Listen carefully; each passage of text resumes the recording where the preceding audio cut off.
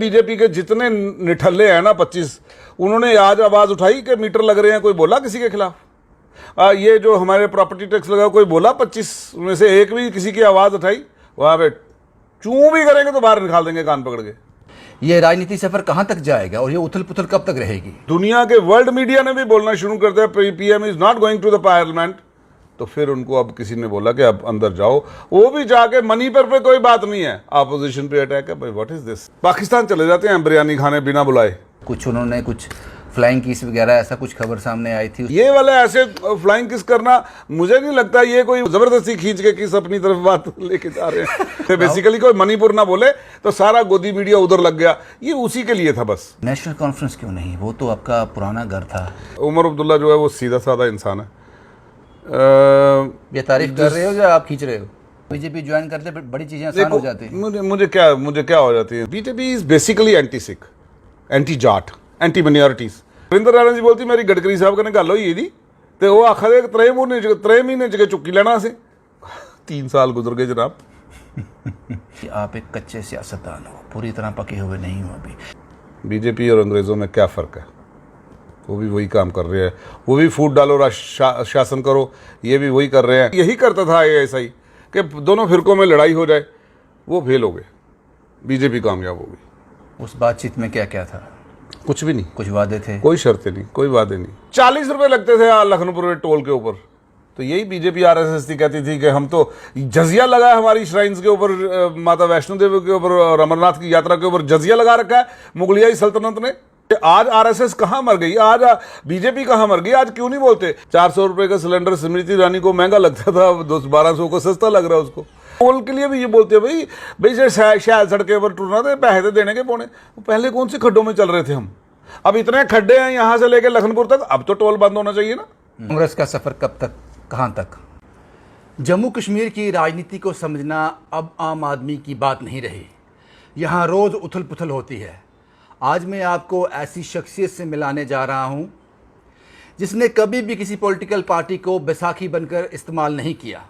उसको ज़रूरत नहीं है, उसने अपनी पहचान खुद बनाई। DDC चुनाव में छीन कर जीत प्राप्त की उसने। मैं बात कर रहा हूं तरनजीत सिंह टोनी की। लेकिन सबसे पहले मैंने कहा कि जम्मू कश्मीर की राजनीति को समझना अब आम आदमी की बस की बात नहीं। टोनी साहब, आपका बहुत बहुत स्वागत। सबसे पहला सवाल मेरा ये है जी, नेशनल कॉन्फ्रेंस में आप एक अहम भूमिका निभा रहे थे, छोड़ दिया आपने इंडिपेंडेंटली चुनाव लड़ा और वो जीत छीन कर हासिल की। उसके बाद आप आम आदमी पार्टी का हिस्सा बने, तब भी हमने आपको कवर किया। आज आपने आम आदमी पार्टी को भी छोड़ दिया, आज आपने कांग्रेस ज्वाइन कर ली। ये राजनीति सफ़र कहाँ तक जाएगा और ये उथल पुथल कब तक रहेगी? मुझे लगता है कि अब ये मेरी फाइनल डेस्टिनेशन है। और आपने जिक्र किया नेशनल कॉन्फ्रेंस से मुझे बहुत पहचान मिली और नेशनल कॉन्फ्रेंस को लिए बहुत काम किया मैंने। मुझे याद है जब मैं एंटर्ड इनटू आफ्टर 10th मैंने हायर सेकेंडरी गया, आई वाज प्रेसिडेंट। अगर मैंने पहले हफ्ते में मैं 11वीं में था और मैं पूरे हायर सेकेंडरी का प्रेसिडेंट बन गया, 2 साल वहाँ रहा। कॉलेज में गया, I am a BCom graduate. तो मैंने कॉमर्स कॉलेज में पहले महीने में ही मैं फर्स्ट ईयर का पहली बार हुआ था कि मैं प्रेसिडेंट बन गया। और फिर मैं हमारे में उस वक्त 3 साल की होती थी ग्रेजुएशन, तो I was president for 3 years। Then Jammu university में भी 10 साल प्रधान रहे हम, 86 to 96। फ्रॉम 96 to 2006 मैं प्रोविंशियल प्रेसिडेंट यूथ रहा, नेशनल कॉन्फ्रेंस का हिस्सा रहा। एंड मैं बड़ी छोटी उम्र में वो वर्किंग कमेटी का मेंबर भी बना। मैं आज भी बड़ा रिस्पेक्ट रिगार्ड करता हूँ, चाहे वो फारूक अब्दुल्ला हैं, चाहे वो उमर अब्दुल्ला हैं। फारूक अब्दुल्ला तो फिर समझते हैं सब बातों को, लेकिन उमर अब्दुल्ला जो है वो सीधा साधा इंसान है। ये तारीफ कर रहे हो या आप खींच रहे हो? नहीं, आई रिस्पेक्ट फारूक अब्दुल्ला साहब and I respect Omar Abdullah साहब, क्योंकि वो ईमानदार आदमी हैं। और उनके दाएं बाएं कुछ ऐसे लोग जुड़ गए जिन्होंने उनको सच्चाई से जो वर्कर की सच्चाई पहुंचने नहीं दी। तो फिर उसके बाद जब मुझे लगा कि और मैं जिसकी लड़ाई लड़ रहा हूँ फील्ड में जाकर, मैं इलेक्शन लड़ रहा था, मेरी ही कॉन्स्टिट्यूंसी में उमर अब्दुल्ला साहब का जलसा था, उमर अब्दुल्ला जम्मू में बैठे हैं और पता नहीं क्या हुआ, क्या कंस्पायर हुआ, उनको आने नहीं दिया मेरी कॉन्स्टिट्यूंसी। देन मेरा दिल खट्टा हो गया। उसके बाद में मैंने उनको 2016 में गुड बाय कह दिया और बड़े रिस्पेक्टफुली कहा। मैंने कोई मड स्लिंगिंग मेरी आदत नहीं है किसी के ऊपर करनी। आज़ाद हैसियत से मैंने भाजपा के जो सिटिंग कैबिनेट मिनिस्टर थे उस मालिक की कृपा हुई, वो हारे और उसके बाद काफ़ी अरसा हम यूं ही चले इंडिपेंडेंट। फिर बीच में कोई 1.25 साल पहले मेरे पास एक मनीष सिन्हा और प्रदीप मित्तल जी आए, उन जो आम आदमी के पार्टी के प्रभारी थे, जिन्होंने बहुत काम किया JNK में। तो मैं समझता हूँ मैं उनकी केजरीवाल जी की नीतियों से भी प्रभावित हुआ, उनकी शख्सियत से भी प्रभावित हुआ और उनकी जो पीपल फ्रेंडली पॉलिसीज़ हैं उनसे भी बड़ा प्रभावित था। और ये बातें नेशनल कॉन्फ्रेंस में भी थी, आपको मैं बता दूं, शेख साहब की भी थी बहुत सारी। तो मैं जब वहाँ गया, लेकिन उसके बाद थोड़ा सा अब पिछले 10 महीनों से 8-10 महीनों से ऑफिस बंद पड़ा है, कोई देख नहीं रहा, प्रभारियों की आपस में लड़ाई होने लगी, लेग पुलिंग होने लगी, उसके कारण पूरी पार्टी सफ़र करने लगी।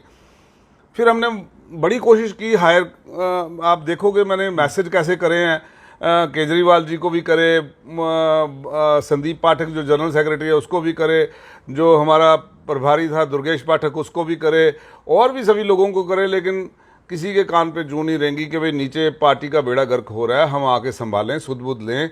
कोई आदमी पार्टी छोड़ के जाता है, मनकोटिया हमारे सी पार्टी को छोड़ के गया, एक कदावर नेता है, तो हमें लगा कि भाई पार्टी पीछे बैठ के चिंतन मंथन करेगी, क्यों गया, कैसे हुआ, ऐसा कुछ नहीं हुआ, किसी को परवाह नहीं है। तो फिर मैंने लगा, फिर इतने में एक विस्पर मैसेज चलने लगा कि हमें तो यहाँ पे इलेक्शन ही नहीं लड़नी है। तो फिर भाई हम सियासी आदमी हैं, सन्यासी तो है नहीं कि हम बैठे रहते। तो हमने देखा कि हमें इस माहौल में जो है, जो फिज़ा में जो आज चल रही है हिंदुस्तान के अंदर, ये उस नफ़रत की फ़िज़ा में एक ही आदमी मोहब्बत की दुकान खोल के भारत को जोड़ने की बात कर रहा था, वो था राहुल गांधी। तो फिर और सर राहुल गांधी पर भी आएंगे, लेकिन उससे पहले सवाल ये है कि जब इतना कुछ चल रहा था, 10 महीने से बंद था आम आदमी पार्टी का ऑफिस, आप प्रभारी आपस में लड़ रहे थे, तो आपने इन बिटवीन केजरीवाल साहब को कांटेक्ट करने की कोशिश नहीं की, उनसे मिलने की कोशिश ट्राई नहीं की? हाँ। मैं कुंडल साहब जी को मैंने बोला, वो दिल्ली गए थे किसी सिलसिले में, तो मैंने कहा यार आप टाइम ले आओ, हम चलते हैं यहाँ से। और बाकी साथी भी काफ़ी लोग थे, जिनमें काफ़ी लोग हैं जो आने वाले दिनों में आपको बताएंगे। उनकी भी तरफ से ये था कि हम जाके दिल्ली में मुलाकात करते हैं। उन्होंने कहा जी हमें आप हमारे पास आना है तो प्रभारी के थ्रू आओ, ये मैसेज मिला जो सेंट्रल ऑफिस दिल्ली था, अगर आप डायरेक्ट नहीं मिल सकते। तो फिर मैंने कहा मुझे प्रभारी की तो शिकायत करने जाना है, तो फिर मैं जाऊंगा कैसे, तो मेरे को कौन लेके जाएगा जिसके खिलाफ मैंने जाना है। तो मैं क्या, अगर भाई जिम्मेदारी नहीं संभाल सकते आप, ये तो फिर हम उसकी पीठ पे चुरा मार रहे हैं, लीडर की पीठ पे, वो मुझसे नहीं हो सकता, मुझसे वो नहीं हो सकता। और फिर पार्टी के जो लीडर थे उनकी उन लोगों पे ही पुष्टपनाही हो रही थी, जो लोग पार्टी को ही डैमेज कर रहे हैं। बाड़ी खेत को खाए तो फिर कहाँ तक खेत बचेगा। रंजीत जी, आपने अभी कहा कि केजरीवाल जो साहब जो हैं वो एक अच्छे इंसान हैं, भले इंसान हैं, अच्छे पॉलिटिशियन हैं, लेकिन आपको नहीं लगता कि जम्मू कश्मीर में, जम्मू की बात की जाए, इतने बड़े पैमाने पर ज्वाइनिंग हुई, इतने बड़े पैमाने पर आम आदमी पार्टी का नाम आया, ऑफिस खुले, उसके बाद ऑफिस 10 महीने से नहीं खुल रहा है, लोग लगातार यहाँ से निकल रहे हैं, तो आपको लगता है कि सबकी जानकारी केजरीवाल साहब को नहीं होगी? केजरीवाल साहब को मुझे लगता है पूरी तरह से ही has been kept in dark, उनको नहीं बताया जा रहा है। और जो लोग जिम्मेदार हैं उन्होंने उनको बैक स्टैब किया है। और वो एक वाकई मैंने देखो, मैं पार्टी छोड़ दिया, ये नहीं है मैं कहूँगा कि मैं वो पार्टी की मड स्लिंगिंग नहीं करूँगा, लेकिन लोगों ने मुझे एक आदत है कि मेरा ट्रैक रिकॉर्ड देख लेना आप कभी भी, मैं सच बोले बिना रह नहीं सकता हूँ, बस ठीक है। और मैंने जान देनी है अपने भाई गुरु के आगे, मैंने गुरु रामदास के को हाजिर नाजर करके बातें करता हूँ मैं। कारण ये था, आपको लगा कि ये इंटरेस्टेड ही नहीं ये यार मुझे लगा शायद ये इंटरेस्टेड नहीं है यहाँ पे कंटिन्यू करने में। हालांकि हमने देखा उस वक्त ना, कॉलेज से लड़कियाँ आती थी खुद 10-10-15 और बोलती थी हमें एनरोल करो, हमें ज्वाइन करना है। तो बड़ी एक उछाल आया था, लेकिन उस उछाल को पार्टी की लीडरशिप संभाल नहीं पाई। और फिर जब वर्कर खज्जल होने लगा, लोग दरबदर होने लगे, तो ऑफिस नहीं मिला, लोग नहीं मिल रहे, प्रभारी नहीं बैठ रहे, तो फिर लोगों को लगा कि शायद अब ये इंटरेस्टेड नहीं है, फिर इसीलिए हमने भी गुड बाय कहा। अब सेकंड पार्ट, कांग्रेस क्यों? देखिए, इस पूरे देश ऑप्शन थे में आपके इस पास, पूरे घर वापसी कर सकते थे। पूरे देखिए, मैं उसका भी बताता हूँ कि बीजेपी ने जो फिजा फैला रखी है, हिंदू और मुस्लिम में जो नफरत की वो खाई, आईएसआई फेल हो गई। आपको याद होगा, हम मंदिरों के शहर में रहते हैं, तो एक मंदिर के सामने कभी गाय का सर मिलता था, कभी मस्जिद के सामने सूअर कटा मिलता था, ताकि दोनों फिरकों में लड़ाई हो। यही कोशिश थी ना उनको डिस्टेबलाइज इंडिया को करने के लिए, यही करता था आईएसआई कि दोनों फिरकों में लड़ाई हो जाए। वो फेल हो गए, बीजेपी कामयाब हो गई। और बीजेपी ने, जनाब मुझे एक बात बताओ कि आज आप देखो कि हिंदू मुस्लिम हर जगह लड़ा रखे हैं। आप हरियाणा ताज़ा हुआ है, यहाँ हिंदुस्तान में दुशासन की सभा चल रही है, महाभारत रीप्ले हो रहा है, चीरहरण हो रहा है दोबारा मणिपुर के अंदर, बेटियां को नग्न किया जा रहा है, उनको जबरन उनसे गलत काम किए जा रहे हैं। और हमारे हिंदुस्तान के प्रधानमंत्री, अगर वीडियो सामने नहीं आती तो मुझे नहीं लगता 90 दिन बाद भी बयान आता। आप प्रधानमंत्री जी पाकिस्तान चले जाते हैं बिरयानी खाने बिना बुलाए, ठीक है, लेकिन अपनी लोग जो अपोजिशन के हैं, जो मिल के बैठ के इस मसले को सुलझाना चाहते हैं कि ये दोबारा ऐसी लड़ाई ना पनपे, ऐसी नफरत ना फैले हमारे देश के अंदर, वहां जाने के लिए तैयार नहीं है। अब इतने इसरार के बाद जब दुनिया के वर्ल्ड मीडिया ने भी बोलना शुरू कर दिया PM is not going to the parliament, तो फिर उनको अब किसी ने बोला कि अब अंदर जाओ। वो भी जाके मणिपुर पे कोई बात नहीं है, अपोजिशन पे अटैक है। भाई व्हाट इज दिस? एक लफ्ज मणिपुर पे नहीं निकले प्रधानमंत्री से। टोनी साहब, तो इन चीजों को, हालात को मद्देनजर रखते हुए मुझे लगा इस नफरत के बाजार में एक ही आदमी है जो भारत को जोड़ने की बात करता है। बीजेपी कैंची की तरह कतर रही है इस समाज को, भाई से भाई को लड़ा रही है, लेकिन सिर्फ और सिर्फ राहुल गांधी है जो जोड़ने की बात करता है हिंदुस्तान को। जो खाई पैदा हो चुकी है हिंदू और मुस्लिम में, उसको भरने की बात करता है, जो आपसी भाईचारे की बात करता है, जो युवाओं की बात करता है, जो बेरोजगारों की बात करता है। तो उसके लिए हम कांग्रेस में चले गए। वापसी हुई है पार्लियामेंट में, वापस वो उनकी सदस्यता उनको जिस दिन हम 21 मेंबर ज्वाइन किए उसके 1 घंटे बाद वो उनका फैसला आ गया, तो हमारा कदम शुभ पड़ा। सवाल ये है कि वहाँ जाते ही एक और एलिगेशन उन पर लग गया कि स्मृति ईरानी के उन्होंने कुछ फ्लाइंग कीस वगैरह, ऐसा कुछ खबर सामने आई थी, उस पर फिर उनके आप दोबारा वीडियो देखियो, वो देख भी नहीं रहे स्मृति ईरानी को, वो जबरदस्ती खींच के किस अपनी तरफ बात लेके जा रहे हैं। वो उनको रिस्पेक्ट और रिगार्ड उनको दे रहे हैं, स्पीकर को, ठीक है, वो चेयर को एड्रेस कर रहे हैं, वो जबरदस्ती खींच के अपनी तरफ बात ला रहे हैं। यार कमाल की बात है। ये वाला ऐसे फ्लाइंग किस करना, मुझे नहीं लगता ये कोई, वो तो पूरे यात्रा में उन्होंने बच्चों को किया, बुजुर्गों को किया। This is a mark of love, this is a mark of respect, regard. ये थोड़ी है कि भाई हाँ ये फ्लाइंग किस, उसको नेगेटिविटी में क्यों लिया? आपको लगता है कि राहुल गांधी वो मुद्दे से भटकाना चाहते थे बेसिकली, कोई मणिपुर ना बोले तो सारा गोदी मीडिया उधर लग गया, ये उसी के लिए था बस, बाकी कुछ नहीं था। राहुल गांधी आपको लगता है कि उनके लिए एक बड़ा प्रभावित नेता है जो उनके लिए खतरा पैदा कर सकता है, इसलिए ये चीजें? यस, क्योंकि उनको लगा कि हमने इनकी ब्रांडिंग को खराब करने के लिए इतने अरबों खर्च दिए, लेकिन राहुल गांधी ही रहे। और अब तो दुनिया बोलने लगी जनाब, अब तो दुनिया बोलने लगी कि he is much better a person, a leader, but then the whole of the BJP, then the whole of the BJP including everyone. Tony साहब, आपकी बात करते हैं, आम आदमी पार्टी से कांग्रेस का आप सदस्य बन गए, उसकी आप उसके साथ हो, अभी नेशनल कॉन्फ्रेंस क्यों नहीं? वो तो आपका पुराना घर था। देखें, एक तो मुझे किसी ने अप्रोच नहीं किया, ठीक है, अगर करते तो सोचा जा सकता था, लेकिन किसी ने बात नहीं की, ना मुझे किसी ने ऐसा न्योता दिया। हाँ, जब मैं दिल्ली पहुंचा तो मुझे एक टेलीफोन आया, सजाद किचलू जी का आया था टेलीफोन। तो उन्होंने बोला कि टोनी भाई, मैंने कहा भाई बहुत देर हो चुकी, मैं सवेरे ज्वाइन करने जा रहा हूँ, अब रात को फ़ोन कर रहे हो, तो ये बहुत देर है, तो अब मैं कमिटेड हो चुका हूँ एक तरफ। और दूसरा एक लेकिन बात आपने तो अनाउंसमेंट भी नहीं की ना पहले कि मैं आम आदमी पार्टी छोड़ने जा रहा हूं। उनको पता ही नहीं नहीं नहीं, मैंने इस्तीफा दिया पार्टी, मैं इस्तीफा वो इस्तीफा लेने से ज्वाइन करने वक्त कितना वक्त था बीच में? नहीं था वक्त।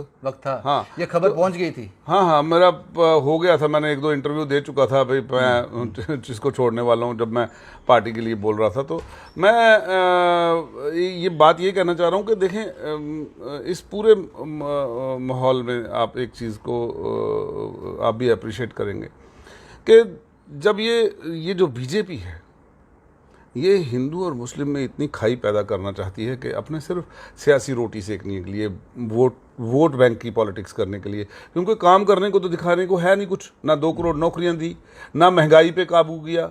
400 रुपये का सिलेंडर स्मृति ईरानी को महंगा लगता था, 1200 को सस्ता लग रहा है उसको। टमाटर और प्याज गरीब कहते थे कि भाई अगर गरीब आदमी है, ये टमाटर और प्याज की चटनी कूट के तो ये नमक डाल के तो उससे रोटी खा सकता है। अब 250 रुपये किलो टमाटर, कौन चटनी बनाएगा इसकी?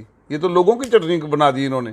तो अब महंगाई नज़र नहीं आ रही स्मृति ईरानी को, अब बेटियां के साथ गलत नज़र नहीं आ रहा उसको। आपकी सारी बातें समझ आ रही हैं, सब बातें समझ तो आ रही ये हैं। जो चीज़ों कह को रहे हैं, मद्देनजर वो रख ये के मुद्दे हैं, ये मुद्दे हैं। साहब एक सवाल आपसे हो रहा है,